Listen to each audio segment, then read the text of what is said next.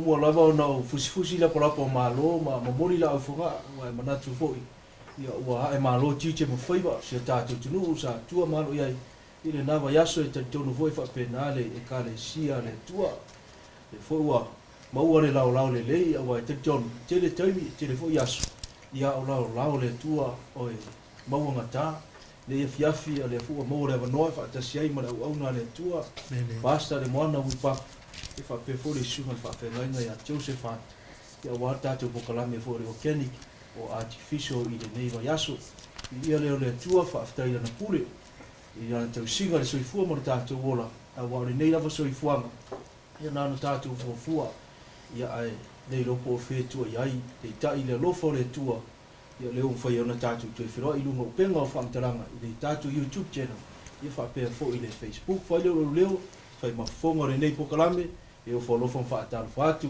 i si o tatu tu pele o sa mo o sa usi mai mai tafa i fio le nei la langi e fio fo le nganga fa tal fatu i le tatu e kale sia lo tu tapu i ngamalu i o manu i faiva i o tatu pokalame ma se fo i la na o no tu le foi tai te ino tatu ma venga fio le nganga e vele suafa mau lunga o Yesu Kristo pa pele ai nga tu le lang e o folo fon fa tal fatu i ne fiafi fia foi le nganga fa tal fatu lo sunga de tai ma se fo le sunga fa fengainga i le nei tu la tatu pokalame ia pe tai e le fai tatu pokalame o le fai tatu talo i ona tatu fa solo ia i le ne fiafi ma tu to mai o le langi ma tu le atu le manalilo lo nganga pa tasi mai le nei pokalame ma se fo ia o auna ina ia mafai le tua o na manino malama o fionga e sauni ai si o matu tunu fa pera o e kare sia i le langi ma le ola e whawawau whamuia ni nei pokalame rona amateina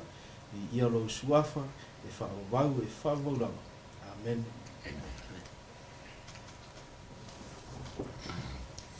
Ia, o le ngau a whafunga lau tātua tunu e le whawhiro i atu malu i sunga le o ia masirota fuatanga e tusa o tātua prokalama i nei pō o le vaiason te nei na folfola i nai o tātou mtaupu i pōl nei o mtaupu e winga i le sāpati o le atua e tele ma tele lotu ma tātou tāpua inga i se ese peita e wina tele ai tasi ale atua tātou te au ona i ai e tasi fo i le fionga le atua o faali mai ailo na finangalo alme maofai wale tasi se lotu ai o tai tofu wale lotu ia mana o onga ai whaavai lava i tuspa ia ona mata le se nta whaingo fie o lo isi ai mamanino le se senga i larolangi o le larolangi kerisiano o leo tautala iai o le mta upu leo le sapati o le nei mta upu o le sapati o le manatu o tangata o le sapati o lotu asfitu ia manatu fo ini silei o le sapati mo yuteia peitai e manino mai ke nese tau whalira aili tai eise yuteia lua afe tau sanga ili eise yuteia o lewa na whatu sapati e tena whai mai su na whaia mo le tangata e ngoi a tamu mai ewa masawa ia lua afe tau sanga aili whanau apiramo le ta mao tangata i teia ia le so o le sapati o lotu asfitu a le asfitu whatu atu lai bai i tala mai le afe walu se lau whatu wha le na umail walo anga i le luafi tolu se lau a o sapati o le atua na sau ai e tena na sau ele i hatai tai e tatou lotu ai se a lava o whaingatai i tangata e o lava i tangata a o ina le lei ma professor o tuspa ia ua ala langa o le sapati o le aso muamua le vai aso ma whaamanuia e sapati ai le ise mea whapena i tuspa ia ua aso o lalagi o whialua e mai Australia e tau i Amerika le tātou lava tunu ma o fai le lima afe tāla So se tasi na te maua se mau a tasi mai tuspa ia. E tau mai ai wa sui e le atua sapati. Mai le aso fitu na saua e tēnā. I le aso mua le vai aso. Wa fiu e le maua. Ai sea, e le se mea al tuspa ia le aso saa. O le mea ese. E le se aso o le atua. Al fe sili la. Ai se a lava o whainata i tangata. E tau o le whanau le tua. I lea e kalesia ma lea e kalesia. Ona lato utalia ina. I ele sapati o le tua. E usi tai ai. Te la Yesu a whaitou te alofa mai a te au. Tausi mai au poro eina. Ele ai e alanga Yesu. A e alua e tausi le sa aroma pope e pien tātou manino mai. I whamtalanga o tātou mtaupu. O whatasi lai nei po, ma le sunga i whawhiangainga i a Joe Hunt, o ia o sitasi o whaiwhiau o le kalisia peitai. Na liua mai foi o ia, mai te tonu o le kalisia Katoliko Roma. Pe anu whaiatulai ei whanau o le tua i lotu ese. Whaalongo loa le atali po le hawhine o le tua. Po le alava le lotu, ele mwhai se lotu nta ofi. Langa e maua lunga le alofa i le tua. Le ala mai whaatai se, no mna o le tua te le amano i a te iau. Au sunga al whawhina inga, mwhai ana se vam. O le lava se mea na whawhita uri a te oe. Sa whaingatai a te oe na e talia le sa pati o le tua. I le so. Whaftai lava mo le awanoa. Te tonu ia e tofu la lava tātou ma tupuanga. Te lole mātou ainga sa uola mai ai. Ia o le lotu Katoliko Roma pope. Sa soifua mai ai o mātua se o mai lava i le mātou au ngā tupulanga. O mātou tausi pea le ekalesia. Sa i ele la ngona wa e ta ulole e kalesia Katoliko Roma. E tali tonu telo tangata. O le kalesia lava lea mua le tua. Mai pau fo ile le kalesia moni lava le tua. I la ngona ngā mata ofi sa o ai mātou a o talavou. Ma mātou moni mawina ma va aia. Le wha maoni o tangata. I le ale au tūlanga lea. I le wha maoni i tausisi la tau taimi. I misa i taia uma. I e vave hao i a amata misa le a whaleono. Tali misa ta i forfitu. Wa anga i a onga. Aso uma. A awa i atu fo i la le wha maoni o mātua. La winga le losa lio. O na mausali e la e mailoa. O le mea moni a lea. Lana e le ngata e ai ai wha longo ai. Ia wa mata o na halu iei ma wha longo i whi au a mai. E iei le ale e senga. Ma tutole i e iatea. A o le matou whale i Samoa e tu au tafa lotu as fitu. Ko whenisi i si senga. E tua oila e whatsa atu fitu. A whaila matou lotu le sa. E whai maita alonga le kalesia. O ta ita i au nā taimi. Whai atu. E haru wa misa. O fia le mele maua le mai le aso sa o le tua. Ia e whai maila tau ta alonga. Na utau i masuila ia. A o le astona. Ua tau le astona. Tangata astona. Ia na wanu le ia mele la au. E whaasangai. E ti ilunga. Se i alu a e ua malanga mai nei. E iai le sauninga sa whapeo na o iai i el tinama le whanau. Wha masina o mai le ekalesia ma latu whaalonga mo atu. O le ekalesia. Vatu le whiau o Yesu e whaoleina ai. Ma vatu le sapati o le aso le tau o na tātou tapuai.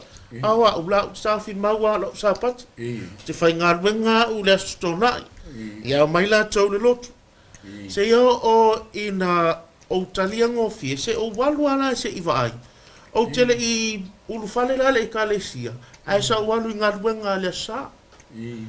Sa ula i tonu ngā ruenga. Whapea o le amau e se file mu. E le ai. E wheo lolo tu tangata tau sia sa lo tangata sa lo tuas fitu. O whapea le o le fa matina le upomoni o tangata wai lole tu aile tutusa se ia o no fa alongo le misiona tasi po e ile mta upu o le angsala tasi ua le fa mangaloina o le fa mangaloina o fa alongo la e mo lu ma pa i ai fai fe au ile mafuanga le no o tangata ile angsala minga o le musumusunga le ngang pa ia se yo o na tineia le ngang pa ia se yo o na tina maoti le ngang pa ia le o langa tangata o na maua le tangata le angsala le ua le mfai fa mangaloina le tua no talia la ia le au o tula e mo talia ele i lava sa mam lamba di sapati te vai aso a le aso a sapati so ai ua malama ta au fai un misiona na matale ia ona le sona mai le fai au i le sapati ai sia o talia nei ele lava mam lama o le aso sa e tuapa i ala sa au saufo i o le sapati ta mai lo fai au mea le o le Sunday o le aso le la o fat le ai o le aso le tua a fa mai o le Sunday o le aso le la o fa sa o fai au a fa sa o fa sa mo o le aso o le la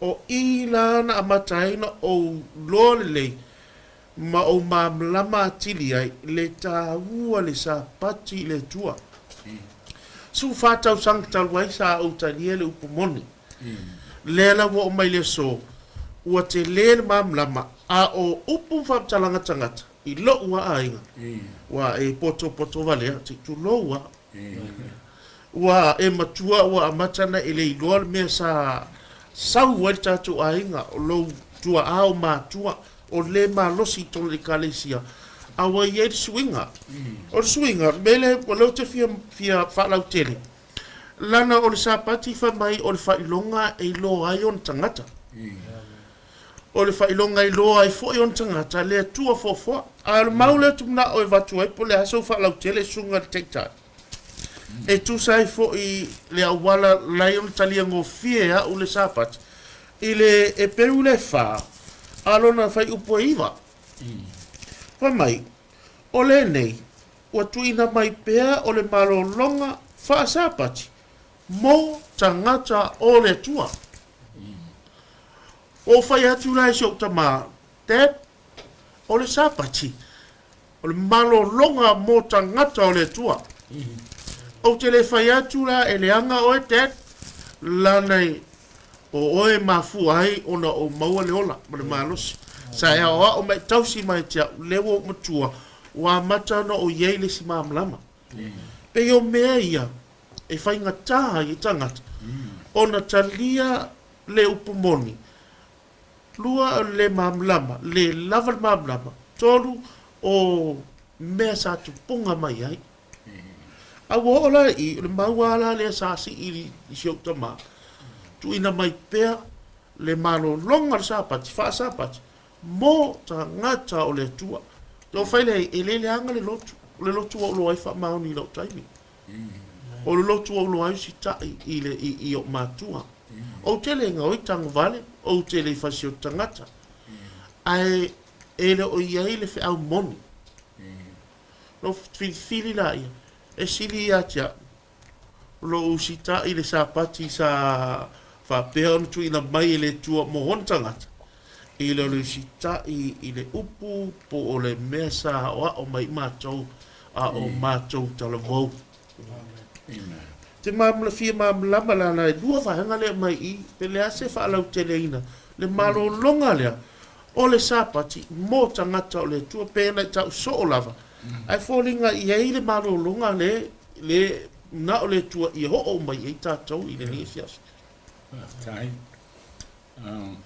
te tele la vela suele e fa man manga mai au tele pa e tu le maule o me moni la to tele i al fa na o le tua o la fa ma oni ala to le van malama o la to lo ai ile lo fo le tua o mai la va no e te ina i la to mai tato ina ia mafai ona tato ban malama ile ato to le tala lei Pela le maunei tu sio e pere fa alo de fupu iwa. Mai le fionga le tue nei. Lau fai tau mai lunga le. Il fai upo e malo o li e ono. E pere fa fa upo e ono. O le nei watu ina mai pea ina ia sao ti iai oisi. Lau salfa upo e fa. A wawa fai mai le tasi upu i la sofitu. O whapea mai na malo lofo i le tua i la sofitu. I ana ngā luenga uma. Wa toi whapea fo i nei upu latu te le sawa tu lava. I lo malo longa. O whaupu e wha. O lo au mai i titono o le tula fono e wha. I e mana tua le aso sapati. Al whaupu e lima. Toi whaapea mai nei pu lātou te le sao tu lava i lo malo longa. O le sapati o le malo longa. A ua tau tala nei le tuspaia. I le tasi malo longa ese mai lo sapati. O le malo longa le i le ola e whaavau le to ese na sala. Whaupuloa le ono. O le nei watu in mai pea ina e sao ti e onisi. Mona o le sawa ti ai o e na mo ai tala ina i le tala lei o na o le whalong tā. O ai la tauia whengi tuai sa i ele malo longa i le ele o kanana e ulu whale i ai. Peitai, ele i o la tauia ai o na o le whalong tā le ana whaamati ai i ka tesa paenea. O na whemaile o whaupu e fitu. Ona toi tu poia le o tasi aso i lana u whetalai mai e tāvita. O le aso nei ina uma vai o ia tausanga i tele pe on whetalai mai. O le aso nei a whai tau te whaalonga i lona si fonga. Aua tau te whamaa i o tau loto. O lona winga sai e le avanoa na umai momua. E ula whale Israelu tino i le malo longa o kanana whale laulangi. A ele isao ia isi il malo longa o na ol whalong tā. Ha ol whengi fola. Le wato e maile si awa no fo i le tua. O le malo longa e tau le ola e whavau. Amen.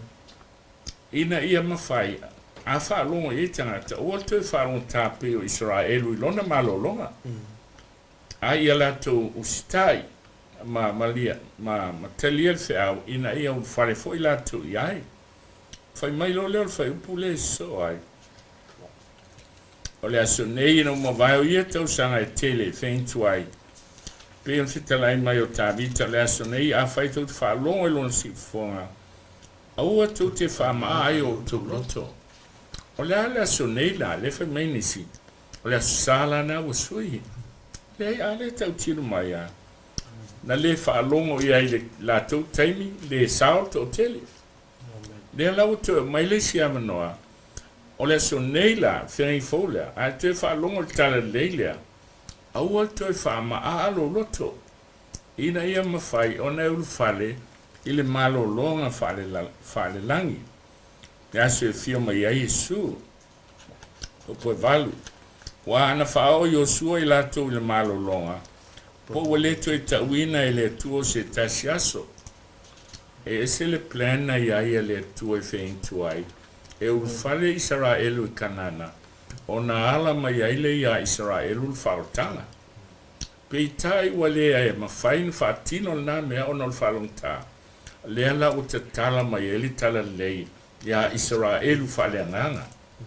Ma mai i ai le avanoa. A whaalonga i loi le so i tala lei, a ua nei to e whamaa. Ona to e mai leo le ata o sapati. Whaupo e valu, whaupo iwa. O le nei watu ina mai pea. O le malo longa wha sapati, mo tangata o le atua. Whaapei al whain tuai, na iai le sapati. Malo longa sa o aso e ona tenga loi a le asofitu. O le sapati a Iova. Le ala uto mai le si aba no fina i fo. Le fo i el sapati. O le asufitu o le sapati a Iova. E usi tai ai ina ia e ulu fale le malolonga fale langi. I le aso e fio mai ai Yesu. A le o tau whaitangata e mi milo. Le o lesi malolonga le o sapati ai le ai. Ai folo le lei atu supa ia. O le manino ia o le fionga le atua. E tusa o le whamtalanga le ai pere a matau mai la.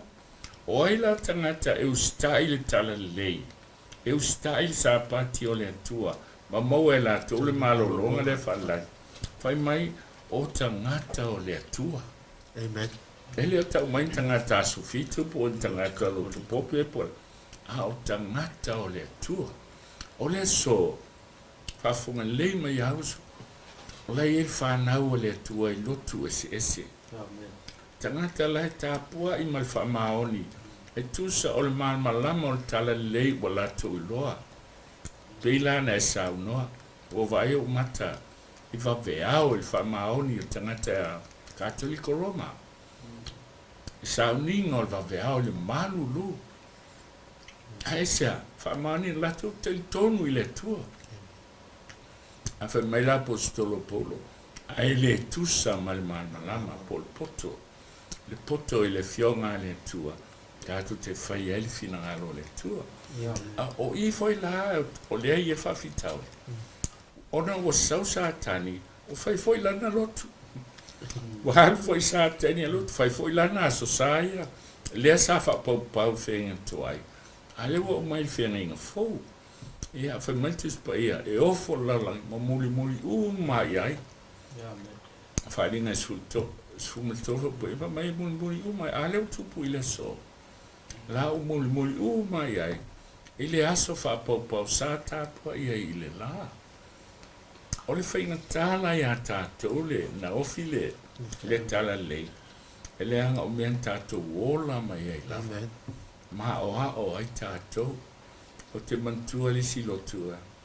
A whaila tau moli mau. E tūlai rei rufa mai. O te moli mau atu. O le e kale sia moni ane Yesu ke riso i ona po aso ngai. E la i titi mai alta mai titi o tau loto. Ia o tūlai malama i psychology o whai ai o tanga. O le repetition e whangai malo te tele i taua. E o mai pang tapu e whatanga tau. Na oa o lea. E hai walua tanganta na ola mai na whina o tau o ti molo na malo. Ai te wa suile i tu e au ai. Ai sea o le repetition. E tele la tato o whainga tāna talia. Langa na oa o mai a o la iti le me se. Pitai. O le talo i le atua. Ia mawhainga te tale le atua. Fili o lo sai ei tātou o satani. E le aso e fi mai su. E le fi mai su mo se lotu. E hai.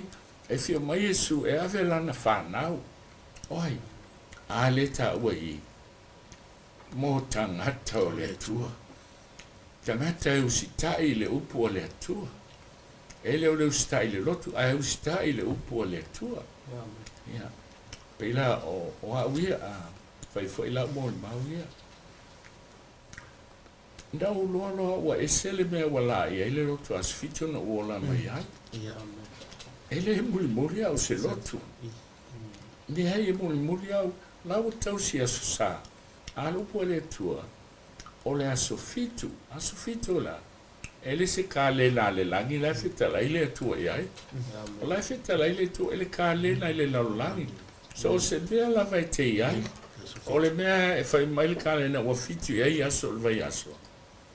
Whatunu ngā le tua le aso fitu. Ma whai na sui le tangata le. Sui atu i. Sui le aso. Ai le whai na sui le fitu o le tua. Toi sui mai i.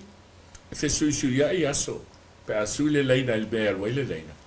Ai le whai na sui le fitu o le tua. Mai le tua o le aso fitu. Le aso lava ua fitu i ele mea ua ei ai. E le iase me e se ai ma ololo atu i nei ia o le New Zealand sei tu lo. E sau pasi i mangele. E le o mai oi o te hua ma mau atu.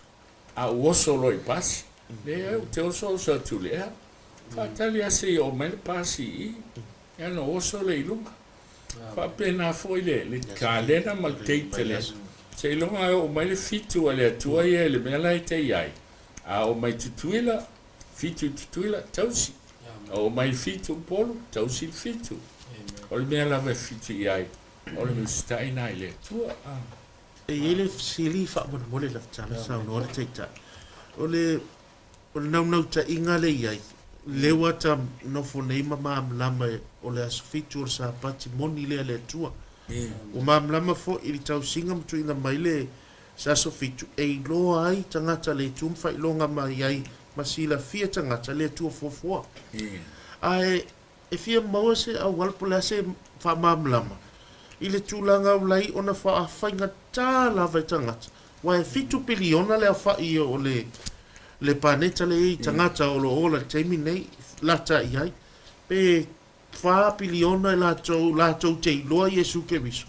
ai titi lava no mera o la to e loa le sapati moni le tua mausi tai ma savali ma tausi o le a se a wa vinga falling mai o se tau e tua fainga ta lava o na tato manu malo i a se a wala e mawhai ai o na lama mai loa tangata ia le sapati moni le tua wa le fo saudi le sa manuel sa pati tai hao ia a ole sa ia te atafua ia ai ti nga wa ele se me mon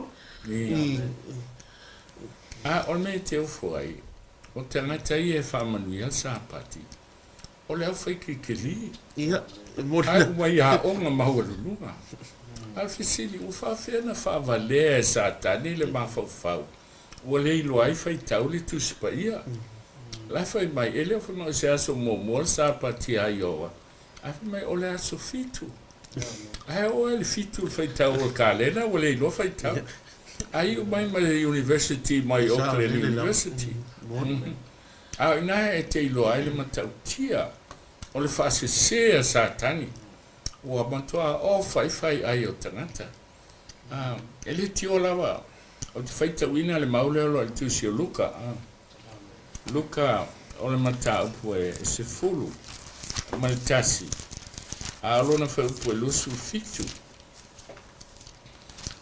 Luka e se fulu maltasi alfa upu e lusu fitu e se mawhaine e feitau mai whamon mo lema o lo fetala iane ia e nei mea au alanga tele mai le tasi fine mai le moto tangata ua whapea mai a te ia am ian manava na whanau mai ei oe, masusu na susu ai. A ua whetala i atu ia e moni, a e sili o na manuia o e whaalongo le fionga le tua, ma tausi i ai. Patai. Sabali ane Yesu, a alanga mai le fine. Amu ian le manava na e whanau mai ai, masusu na susu ai. Amu ia le tina, aftai le tua ni tina Maria. Ma Yesu ioe e manuia se o tina o Maria a fa fo mai o to a sili le manuia o le tangata e fa longo matausi a fa o manuia Maria le i o manuia o tangata e fa longo matausi e sili atu i amen o le sila fanga le tua gasa sila fia le tua e to tele i loa ai to titi e tausi ai vai lau mai le upu lena e whanga ina le pere whafa upu e wha o le upu e leni le whanga o le sapatismos e lua upu a vai le ngana le lexicon o le ngana e leni e lua upu le whaliu iai o le malo longa o le sapati po o le tausinga o le sapati le lefa mai o tuina mai pea le malo longa o le sapati po le tausinga o sapati mo tangata o le atua. Amen. Alona winga o tangata o le atua e tausi sapati. E le tausi se asusa. Ai ona o le pau al malama o ai. Fai bailan fata o te fafa po suvalo. O le ala o e ami o tono e tupu lo na malama. Amen. Se io o tu tono le la. Ile taimi nei. La iel fa na o le tua i lotu ese. A le wa mai le tua le fe au muli. Fai mai le po isu e whaalonga o maa moe I lo leo. Iohannes fufa psulon. Ma lato o mai ai. Ma fuana e alaina whaalonga tangata maliliu. O te ilona o umal misiona le an fai sa moe le. Lu afe su fitu. Ona ave lo leo le tape misiona na. Wa taia tunu ese lalan. E umana il tausanga na. E afe fitu se lau tangata. Na baptiso maliliu. Amen. Aisa. Na al whaalonga le tape. E le sara tana bea. Ai whaalonga le tape. Lai el whanau o le tua whai mairi pois. E whaalonga ma moe lo leo.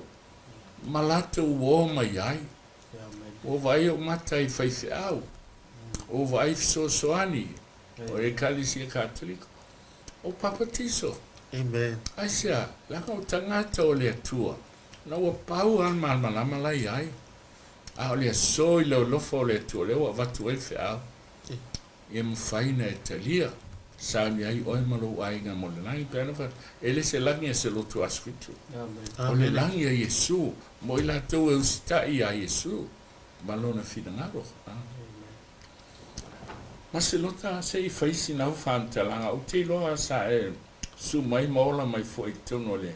E kalesia e whakasa. Ia po lamo sano ola mai fo ia uia. Ole a se langone ia te olani mena whaingatai ia te oe. I nei lawam ta upol sapati. Meni whaftai lau sunga le. Tai fwoi ma le amanoa. Ma se fwoi tātou pokalame. Ia mo natu fwoi e tau tala lau ma whaitete. Ia le fwoi sa ausi mai a se o tātou tunu. Whape fwoi a tau ainga. Sa o lai whaongolongo mai. Ia nei fwoi pokalame. Ma e whaitete ai fwoi la se ngana. Ia mo natu e whai lau fwoi sina whamtalanga. Ia ona pe o whaosiri. Ia sa e moni lava sa uruanga. Sa ola mai lava uia le notu taiti. Po le whakasa. I tono le mātou nu. Ia e tasi lava le kale sia. E o mai lava ilia so. Ke le loa sisi nu ui sa mo. Pe ia sisi nu o toe mo wa se lotu se tasi tono le tunu sa mo. Al mātou lava nu. Le o fetu a whangai. O te lole mai mau unisa. O I laro manu. Toni laro manu ia le pat. E tasi lava le kale sia. E o mai lava ilia so. A e fia lotu la. E sesi lotu. E te savali e se marenu. E te tau savali la e le mawhaina e. La e watu mo sau lotu I tono le nu. E o mai lava ilia so. Ia mau le tapu lava na whaawai mai o mātou tua. Ma. Ma tua fo ia la tulia sa fa vai mai le kalesia ma tapu ia le la o mai le so fa bu pula sa famtala to la ne la le fa kasa so silu to ai le ala la no manu ele le no le na la be tele le e su na ia sa lo ma to tonu la va la su na oh ia le la manu a fa ina telefo ile su lo a fe su ma le iva ia ma telefo na tangata io tangata la vo sio ma tu ai te lo ma tangata lotu tangata lotu to anga le lotu sio ma tu ia ma o te le foi las fam talanga e mo dia fut fa fitai ile e kalesia sio ma tu e no wola ne o le winga fa fitai sa lo ai foi tau le fio le tua sa wa o mai ai mata upu le e ia a o ma fai fe au vo e a o ia ma se fule fa lo mo o le le te lo fa lo ana ma fu mo ia o ma ia le sa o ia o sa wa o ma o ila sa taula mo ia no te tonu ia o le kale sia mo ni la ma le lu mo fo ngai o lo vo ia fa mo lunga ia taimi o taiti ia e te monato o le kale sia mo ni la ma le se kale sia kai lo foi de mo mau ka tiko ia o ma tu fu le fakasa o e ma tu fu le ma tu ta tonu i o le kare sia moni la peita sa ia se me ana o ai ia o ia e ia de ta ma lo ma tu lu la fa fu ma ma tu ai no foi ma e lo tu so fitu o ta mata ni tu sa ba sa ia la le me no mai ha ia e ai sa o ese mai ai nei tangata ese mai le kare sia nei tangata e o le sto nai ma tu lu e fai la capi tu lo fa fonga me la tu ai e nga solo ma tu la capi sto nai a o tangata ni e ngā solo i le lotu a tau sa vali la faisi ma mavo le me tau sa vali o la la no wa ia o la no e se mai nei tangata ia e ola i tono mato wa o e ia se ka le sia mani tamai te siri no wita o tamai nei o le ka le sia sfit e te tono le la o ma awa a fo ia fai mato items o ia fai wa tau sanga ele si siva tamai tia e o foi lai mato me ai wa me ai fa sa mo e fa ele ai me ai o wa tu lo o pa pola me ese o wa le sta mo titi wa i ma to tu pula a ta te i tai mo te sa fa si vo ile pola me o ese ai ta to ia ma lota le lo e ai le ma fu anga fa pula se fa mta ia ole o inano lo e ese le tamata ese foi le me o sa nga lai ni sila la ka tu ten o saulo New Zealand e tu mo pero o tal tunu e ese ro wita mo ile nei e ka le sia polare mo ese la tu was ese la tu me ai no ta no mai la New Zealand le lua fe mo le sa o ia i da i Christchurch o matu a inga tele na no foi sa fa mo tu la i ele mo maula ma tu mo fa sa ma le fale sa so fitu ina i Castle Street i Christchurch na ia i de a kalesia le o mai le so e ia so fitu le situ al mato fale le situ tau nu atu la fa mo tu ai o te tau nu atu la masina na o la alu misiona le lo fitu ai ia la si tala vo po te mai e watu la te mai le ma le flyers fo ile le mission e vala au lia na pokala i tangata mo pokala au te vai mai tua fusili mai le utina na fula to ma na va fusili mai utina o ile ia ai mai ole tangata lo to fitu la tula mal flyers ia o savali mai lo pelan fa ya tu te ita tele le kale sia le na no sa wa sa sai le flyers i lumo mata o si tia mai ko tano fa tu ua sa le fa ua ni na tu tu ia o lo taita pe ai sea ese nei tangata ese la jo me fai ia o le o ai ngana ia pe taina lua masina vai ai te utu ru tu fo le vala uia la val nei tas o le vala uia na la tu ta ma te no fo le fa fo ia o lo ta ma la le na vala au mai la ile fia fia sa ua le tani vala o le vala au la le no walo i lo le kale sia le fa pe fa tu ma tu ai se o walo si o ai po le a la ho le se fa le me fa pe le nei kale sia o la usanga la le na la sunga fa fe ngai e pe mo li e pe o ma sa ni fo isa li na o di u la va u ia ina o pe mo i le lingo le pu o te fa lo e ma niki o te tino ho ia ese mai la le sa uninga ma le ta ko inga se taimi mo mo pa to o ai o ina lana tu ko ai se la mo ma o fe sidi i lo ile tu o le ale me le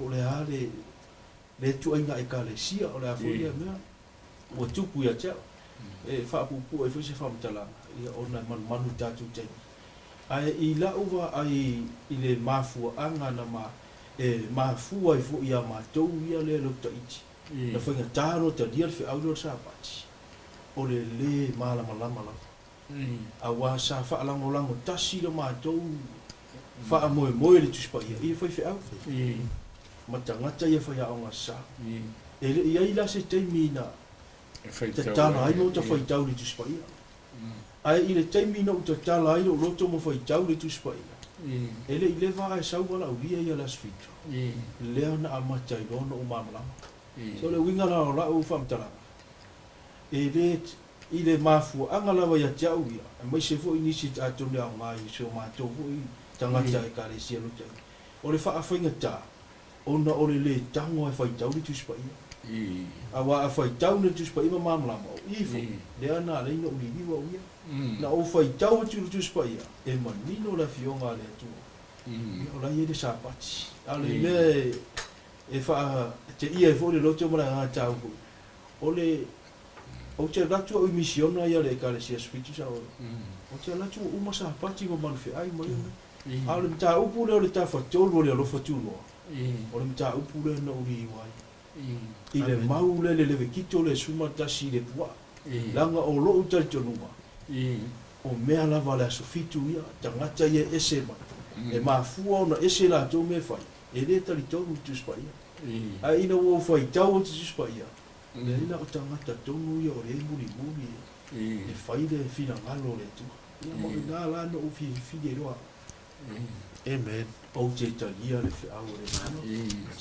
sa wa ina fu ia te no la fa fo mai o mai sa u talia sa pati ia ai o le ro ai se me va ne fu ile o no o le ile te ma fu ia o ma tu sa wa ia po le ale me wa lenga sui le ta jonuma sui le me o se mali e kalesia na fiola ne ai fa vai me tu ama ia ale mo sui ai pe o sia o mo li mauna ia ma se mafu anga fu e faita ia te au ia na te sa pati ona o le faita la wa tu spai a wa faita na ia ile le anga ngore tu e fa mama mai loa le o me ne tau sire kalesia ni o me umana wa tu spai o i fo le kalesia le la suma fa fenga ma le fa fo mi se tatu tu paulo le kalesia na o lo ai de mele o na ket o le na tete ne tonu ale ta o le fefe o le se i kalesia umano ui mai ai pe fo matu e kalesia talo le lotu e fa ana o fa me le te tau mo me pe i rasa sa o lotu le se a o i la le kalesia ne ina o tausia e tache ma tete se me fa ia i lava na tete o te tele tau ona o le upo monia le tua ma a fioma ia atom le so so ali fu se tache tunu ma le ia o le faitau ia i le fioma le tua a wa tele ma tu tangati e fi nau da ia ai le si su e le fioma le tua ma ba e si le fiele ma fa ansi le liu fo i fam talanga tu spa ia roman ta pues fulu le roman ta pues fulu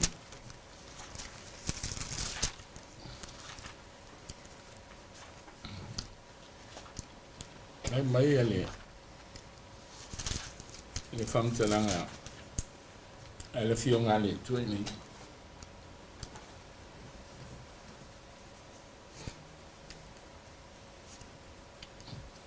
Roma is sorry Roma mta pues fulu fa bu mo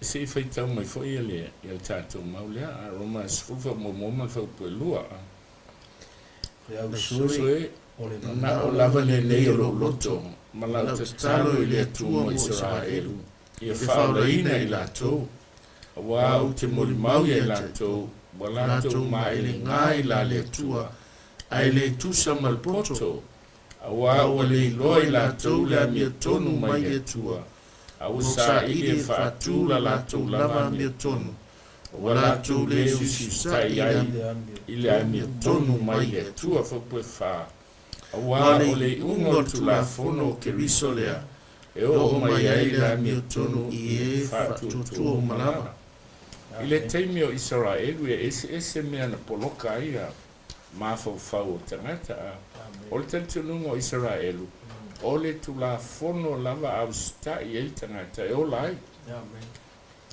malona leiloa a fai moni e faoleina o ilo sel tu la fono o lona winga la halan mea na leina maliu fua Yesu au sta i umata tu la fono o sao i le langi e le ban malama la tu o lo potspea wanga sala tangata malava o le o vi inga mai le tua ai o le tu la fono le sa fai matei tama la mai ai la tu fengen tua i a kiriso o fa lava la ia Yesu le amoa o fa lava le lo fatu noa o le ma fai ainto e au mai fa sala le tu la fono ia tato fai mai la esel mai nga Israelu ai le tusa ma le poto mai o le taua le ia tato i le ngata i ma i le ngai le tua ai o le tusa ma le poto o le man malama le lei i le fionga le tua ma le finangalo le tua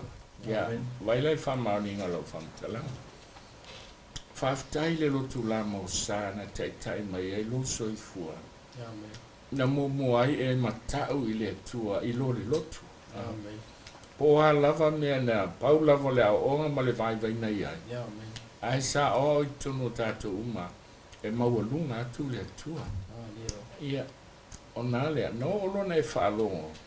Ai se ole upu le atua, le mai au le pua. Ya men. O ila na ilo o ele se senga o le mele wa ili lotu. Ia mai fili lo oe. E sili le usta i le atua i lo tangata. Ia tonu pona. Vesi mai a inga ono la tua manatu fo. I lotu na ora mai ai, manto rato. O le mele na o lai. Ai o tatou i ai le tu, teimi mantu pulanga. E tā ua na tatou i loa le tatou mea lai whai. E tā ua lau sa wanga pas. Awa e people sa ua sunga wa whenga te. O tangata fo i ea o taiti. O tangata wha mao. Io e. O tangata o i fo ino i loa i de mero le lotu a fiafi. Sa iai fo i ea lotu tae hao le kare sia i. Sa ua aia i maatua. Sa lato whaia nei mea. Ma o i fo i sa o e pena i sa ua.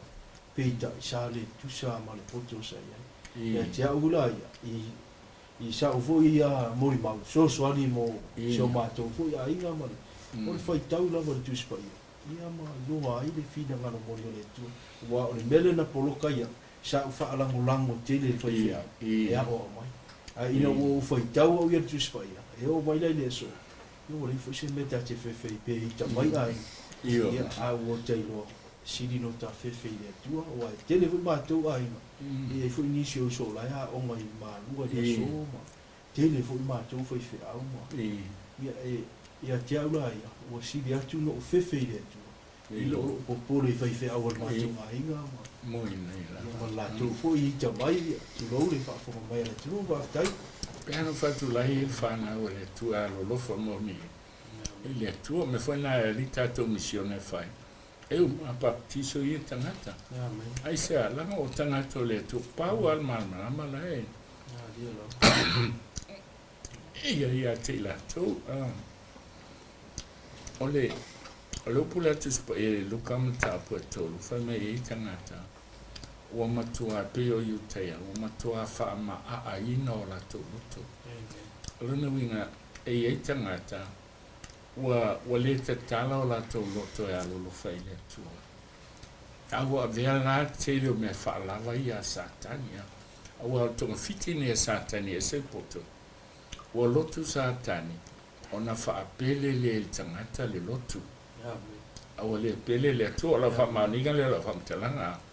O te mantua le teimina wafta la tu proklama nei o le vela i e mamafa. E sa wisi vai no tangata. Si o te atua tunu. O upu le hanga umolalange. E sau i e leita.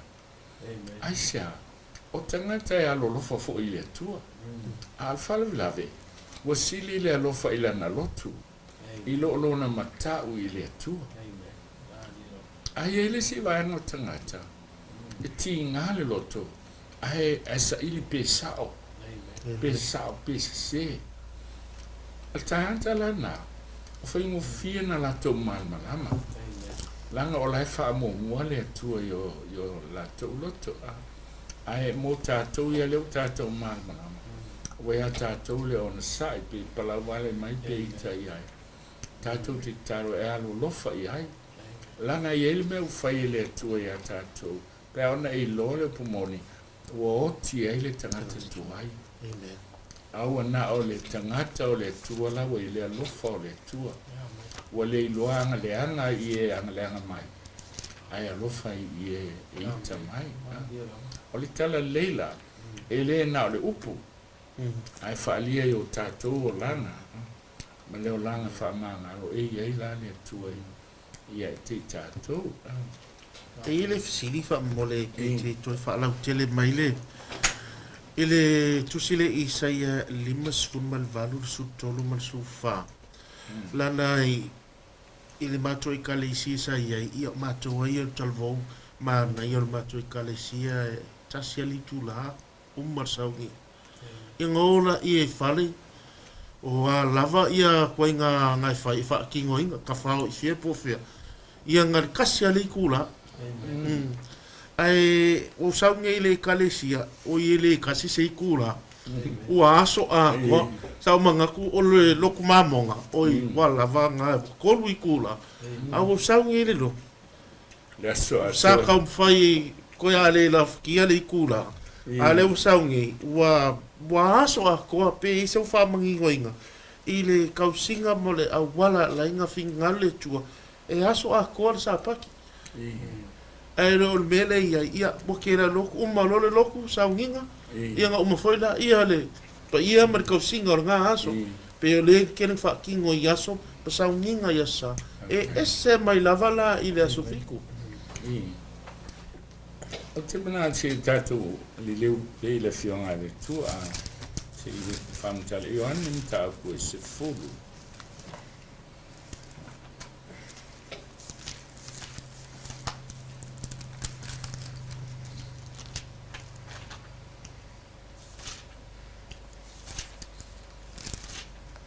ole tusi o Ioane lo fama tala Yesu poi mai su tasi su mandua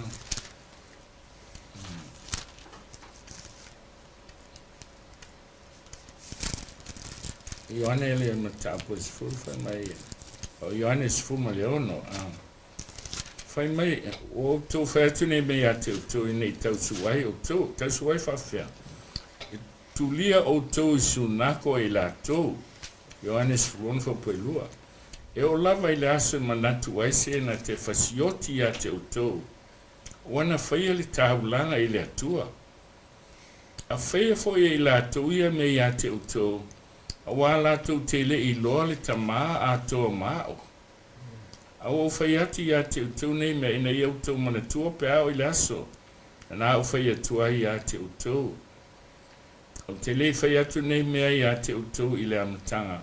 Wana o iai a te utou. Ok, fai mai la le fai pule lua.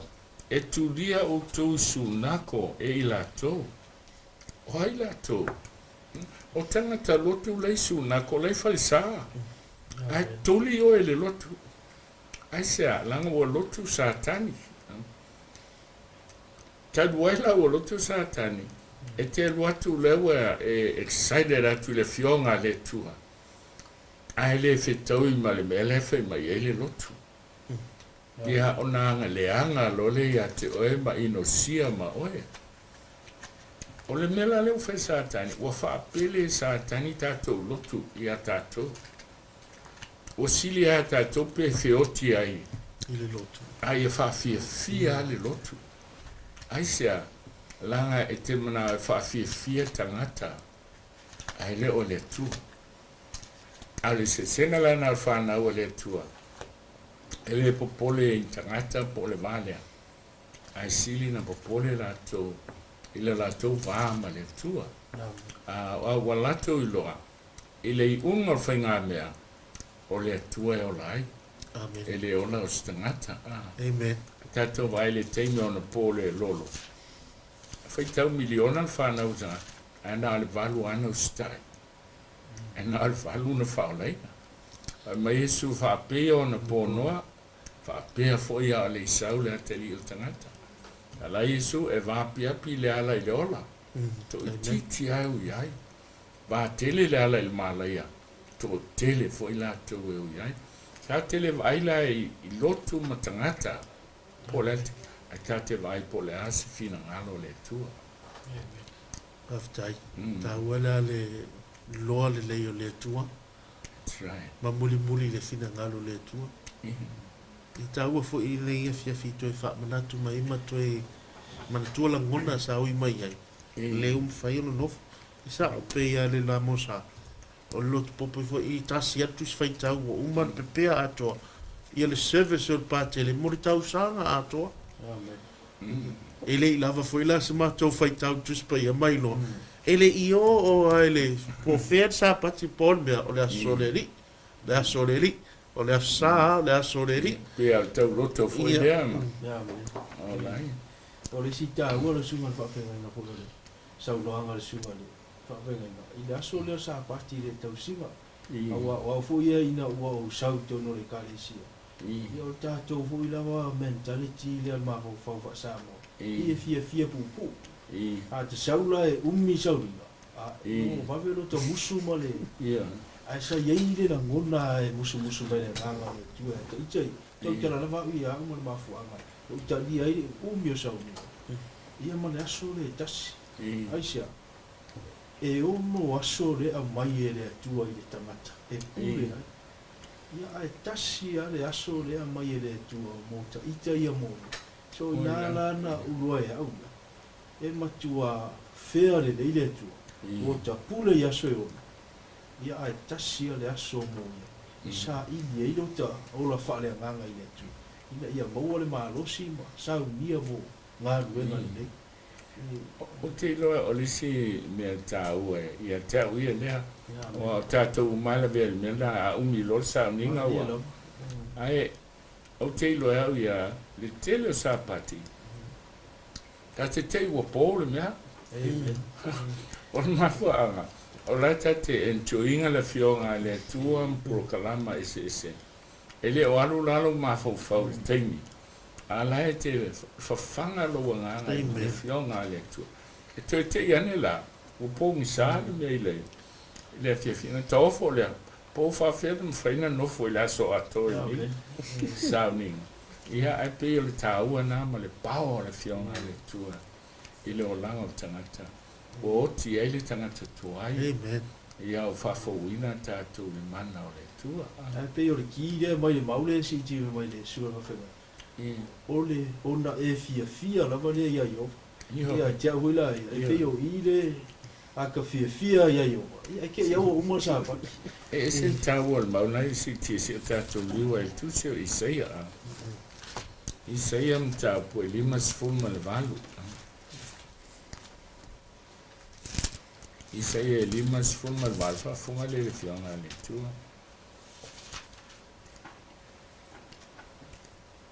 foi por suma le lua ma sutolo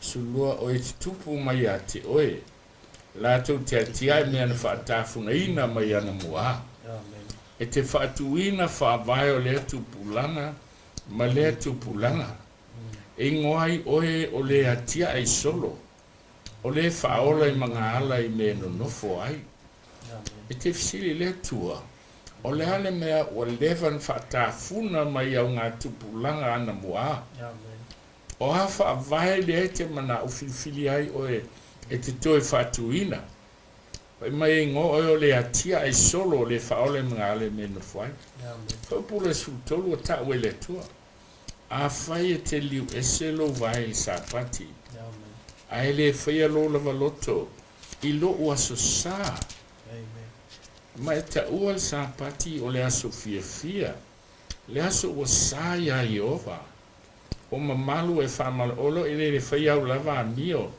lo i le mawailu lava fia ma e le tau tara i au lava upu e mai la pua le tua a whai e te liliu e selo vai ua tu le vai au tangata e solid sa pati o le tua a wha mai le tua liliu e selo vai au e tito e solia lo aso o le aso ua sa ia Iova le aso le te solia e le mawailu fifia le tau tala i o lo upu a liliu e seloa ona e fia lava le ia Iova o te whaatiti a te oilunga o mea mawalulunga le lalulangi o te whawhanga i a te oitofi e a kopolo tamā feta lai mai ai fufonga yo o te whaila wang talanga e tele taimi ua le whaatiti e tātou e le atua i mea mawalulunga talu ai o le soli o sāpati o le atua o te manitua sau whai atu i le atua ia e lofa mai o mana oe tu whaatasi a le ia tangata Samoa i le ai e ngoi a Santa Ana i Amerika i California o fia tausanga o talo sanga i malo Amerika whaise la tau senta e le Italia saina Vietnamese mai e le Italia Samoa talu ai e tai tofu ale lotu malana organization e apply ia e lotu tasi altali al malo ele ai ia o no foloa ta milo o mai feifeau fa tu vai o to ta te fiu ele fai e to tele saina ia tatou a tatou o nei lava fe ai nai ai a pa tu tatou mamalu ai tu tasi ile tua tasi tatou o kenai sisi ia o fai ngolo le American Samoa Coalition Commission is commission for ile tu fa tasi ai uma ia lotu o te fai atu lai le a o le tu ele na fan mai mātou Washington e o vai le ono se la wafi le tausanga e tupe au mai fai ele mātou center hai ai la o staff e to valu staff na hai ai e serve le tunu i ngā luenga me moai fale na e tau tia le a o le tu ele na center e mafua la tala la upu le no fai tu le tu ana e fai mai e te whaati tia o mea maua lunga lana. O ia, male malo tele o Amerika, ma si ua tunu whata o waa newa leva na soli ita. Ai bena whai ele atua. Ele ngata na whanle matou organisation tau sangana na palaya. Na ofo tangata, o ai ofo ia matou, e lotu matou leina elisi. Palus furono matai o le tunu. Fa me kale sie se. Ia, ai atu foi sa mo le autete. Me la hunga lisi tangata. La usunga le meia o fa sa ia tupe ma fansina. O le le tau tala ia o. O le tau le ele sentai. Ia termina la tete le titi. Na o une o matai le batu o tunu. Mai uma tupe fa soa il matai. Ia falo ta o te tolo ele. A ona saia. O te matua si uta maa paua. Ia uma lola na falea. Ia o tūlo i longa o te tiro mai whamsino pe iesa o tali. Fa tūlo ala sunga whamsino mai mamalo le. O le malo, o le fono. Sa o si uta maa lea. O ia o le matai e ave uma whaaralo ia tea. O haona se talavou. Peitai. Whaamole whamasino. Tau ile ia tea. Ele o Samoa le iai o Amerika. E te tusa le a ia tangata uma. Ia mai lon whamasino talo le peni whai mai a. Tau mai le suafo le matai. No foi lalo. This is America. Ia, ai, o le mea whautalanga. Na whaea i le atua. Alua tua o te ia le MAC Committee. O tangata e whasoina tupe al siri le o Santa Ana. Ele uni tolu mahasina ua tona o le SPAC Committee. O le Social Program Advisory Committee. Al Council a toa. Al County is full wha a ai. Ai to ono tangata e whasoa tupe mai le whero. E ono ia teo. Ia. Se on mato o wha matai lesi whai pule o California. Si e toa lunga o nei wha pupul tala. Nei wana veha au. Masui il whalpai pai. E represeni inga le Pacifica to il Tamil Pristine o Kara. Sa te tono o Committee Kara o Social Program Health Committee. E sui al Pacifica. O le aso na mawhaatalo whai makara malo na whaltua il whalpai. Whamanatu mai ele atua lupule. O te whaati tie ia te oi lupa o mea maua lulunga o le lana. Aisea, e iai le atua ia te oi. Le se me te whewhe ai. Ai whaamumua sa pati o le atua. Whaea oe le atua. Langa ele sa pati se lotu. Al sa pati ele atua soifua. Pasa, ia. Si le kua le ue de ke ia le maua. O whaati te era le me mauruma. Wa le si vanga mo. O te whawhanga ia te oi le tofi o Iako. Whina sau langa o le ai.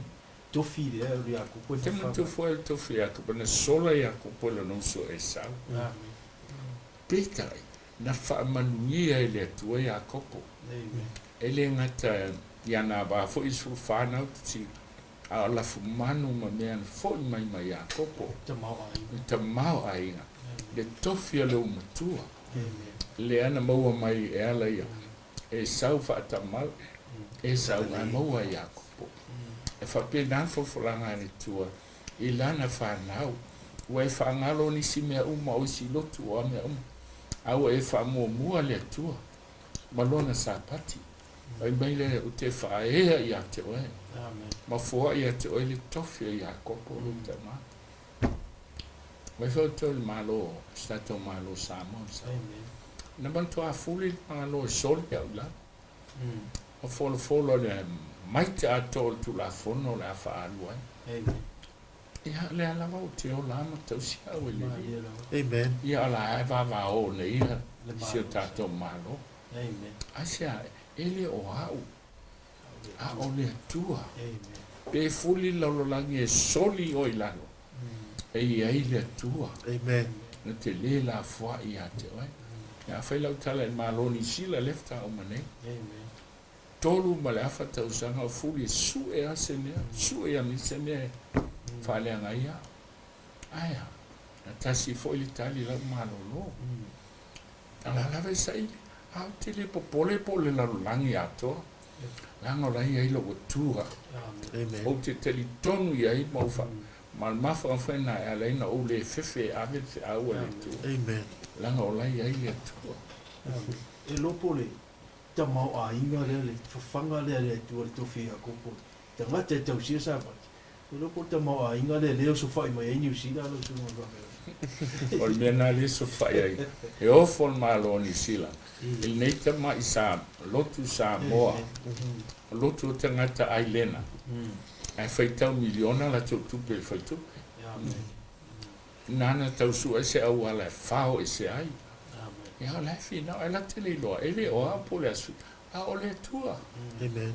le tua ia va fo to me mali ta o fi ma tu sa sil fo tu pe na long stu ale fa sa ma dia lo ia mai so ni fa fo ta o fi fo tu pe fa fo na wina mai a vai bai al malo ni sila o la e lo e lu ma fa sa ia sa ro ma tu si o fe mai tu pe ia fai isa ili po ya ela tele lo se la ia ile tua Amen. la ia ile tua ka se ai ile tua e ia ilo na au ele le po me tau tupe po ba lo la lo langi po aingo ele se me te fefe ai ba fa mo le tua lo sufu o le sinava ainga la sunga fa fe na ina wo savu ya me ka sia no ta o fo ta mau a inga le me tau tupe e matua le ka sia le wo ta vai tupe fa pe le ia mata mau a ia le ma fu ma fie tau sire sa pati le tu o fo le tofio ya ko amen fo ni el tofio ya ko ino au so si lo tu le ta fa pa nge a mata ya tele ta mai tele ke ni mi os fu ai mata a lo la tu va tu pole pa o ala me fai lo tapo tai amen o le so ile lo tu le ta mai le sapati tai mo le tolu fu afe Amen. fo nei nei ta mai isa pati le le sapati tasi e no fa Amen. bele ai wa Ele- lo tu e a fo va sapati le lu fu afe monto Amen. a ese il fa manui a le tua a mena e te fa longa tu tanga to la la fa mai o matitiva sa mo ono lotu e ai amen e ala na mativa o le te donu le tua Amen. ino fa ngo te sa nei le fa le ta fa sa ba solo na lua ia mari te sa fo fa i o e fa sa e fa wa e le se tu pe halua ai o tu al temia tu ai mo fo tu pe Amen. e le fantasi an ta fia talu na fa ne fa sa amen o le ala e fa mai ai le tu pe fa ia ino ai o fo lana le tua tofia ya kopolo te ma amen o tilo pe ia o mal tatou teni ai no mana foi nei se o tatou te no le susio le tua Amen. malana fiona ele ngata i upu al pao le tua pao le tua tono lona no malana fa nau Amen. pe fa sanga tau e la lo langi atoa ele ma faina ma lue langa e mo se il fa mo moe e na o Yesu e fa ola inai Amen. fa vai na nei e kalisia ele o le lotu ele o sapati ele o tulafono ai na o Yesu Keriso na te fa ola ina i tato e na o Yesu Keriso e te mauaile tofia ya kopolo tama Famani tele le tua se tato tino samo vai aso lea la so o tato mtapo ala tato pa ia tu lafono ai enya auto ofisi fa mo le bala au mai ina ia mafaina afia il tanoanga ile vai aso lea so un fa fenga chose fa o mai a tato talo Whaftai le tua ile nei fiafi ua mai ale nei po kalami. Whaftai fo ile tua le maamlama ua mwhaiei ona so lau pule le sāpati pa ia o lau wa fio. E tasi le aso e tu ina mai mātou te iloa ai lau wa fio o e tai whai mātou o le paneli i au fofuanga. Vi ia le tua ile nei fe au toi wha manatum toi wha iloa atu lau fina ngalo. E le o le e kalesia o lai a o la ua fiua mafua o na mātou maua le ola pa manuia le tai au au e ala marife au ma wha maninoina i vaenga tai tasi tonu lo fio pa manuia foi sunga le au ai sili o na wha manuia le lau tele o Samoa o mwhai o na mai moa mai le nei po kalame tala loto mwhina ngalo na vai aso fau a mātou sa ili le tula fono o fea tono te fina ngalo mātou te usta i mawhaia. Vi ia oe whato e se wha maulalo atu Yesu i lau suafa pelo walau tuaine. Amen.